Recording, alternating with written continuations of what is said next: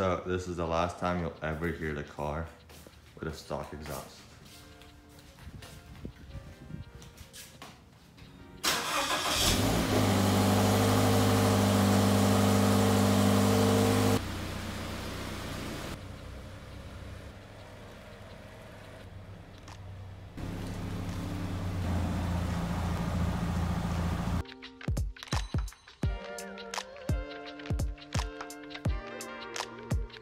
So we got the car jacked up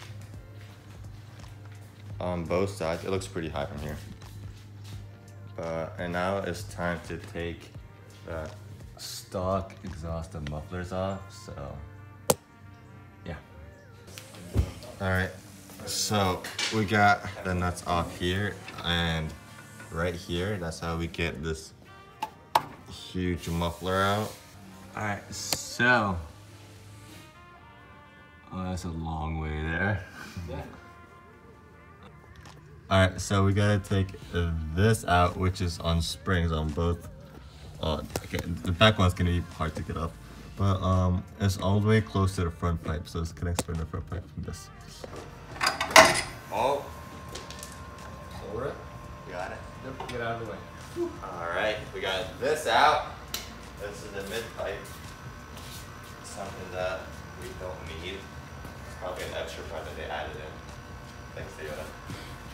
All right, so we just took out the mid pipe, and then now it's time for the muffler. All right, so the exhaust, muffler, everything's off.